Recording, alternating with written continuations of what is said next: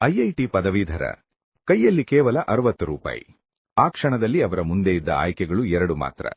ಆ ಹಣದಲ್ಲಿ ಊಟ ಮಾಡಬೇಕಾ ಅಥವಾ ಬೈಕ್ಗೆ ಪೆಟ್ರೋಲ್ ಹಾಕಿಸಿ ಕೆಲಸದ ಹುಡುಕಾಟ ಮುಂದುವರಿಸಬೇಕಾ?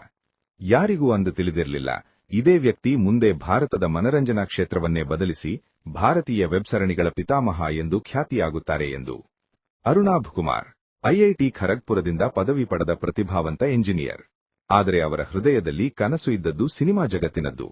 ಹೆಚ್ಚಿನ ಸಂಬಳದ ಉದ್ಯೋಗವನ್ನು ತೊರೆದು ಅವರು ಬಾಲಿವುಡ್ ಕಡೆಗೆ ಹೆಜ್ಜೆ ಹಾಕಿದರು.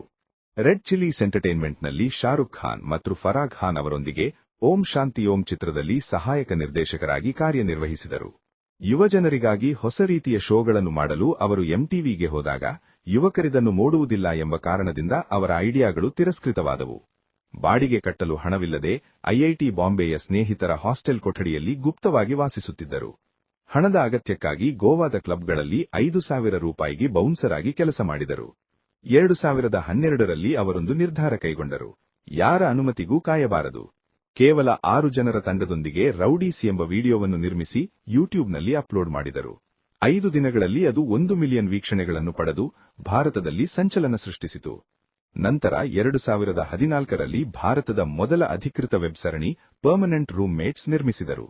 ಅದು ಜಗತ್ತಿನ 2ನೇ ಅತಿ ಹೆಚ್ಚು ವೀಕ್ಷಣೆ ಪಡೆದ ವೆಬ್ ಸರಣಿಯಾಗಿ ಗುರುತಿಸಲ್ಪಟ್ಟಿತು. ಟಿವಿಎಫ್ ಪಿಕ್ಚರ್ಸ್ ಮೂಲಕ ಭಾರತದ ಸ್ಟಾರ್ಟ್ಅಪ್ ಸಂಸ್ಕೃತಿಯನ್ನು ಮನೆಮಾತಾಗಿಸಿದರು.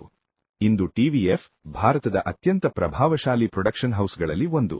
ಪಂಚಾಯತ್, ಕೋಟಾ ಫ್ಯಾಕ್ಟರಿ, ಗುಲ್ಲಕ್ ಮತ್ತು ಆಸ್ಪಿರೆಂಟ್ಸ್ ಮುಂತಾದ ಶ್ರೇಷ್ಠ ಕಥೆಗಳ ಮೂಲಕ ಅವರು ಭಾರತೀಯ ಮನರಂಜನೆಗೆ ಹೊಸ ಅರ್ಥ ನೀಡಿದ್ದಾರೆ. ಯಾರೂ ನಿಮಗೆ ದಾರಿ ತೋರಿಸದಿದ್ದರೆ ನಿಮ್ಮದೇ ದಾರಿಯನ್ನು ನೀವು ನಿರ್ಮಿಸಿಕೊಳ್ಳಿ. ಈ ಮಾತಿಗೆ ಅರುಣಾಭ್ ಕುಮಾರ್ ಅವರ ಜೀವನವೇ ಜೀವಂತ ಉದಾಹರಣೆ. ನಿಮ್ಮ ಕನಸಿಗಾಗಿ ನೀವು ಯಾವ ರಿಸ್ಕ್ ತೆಗೆದುಕೊಳ್ಳಲು ಸಿದ್ಧರಾಗಿದ್ದೀರಿ? ಕಾಮೆಂಟ್ನಲ್ಲಿ ತಿಳಿಸಿ.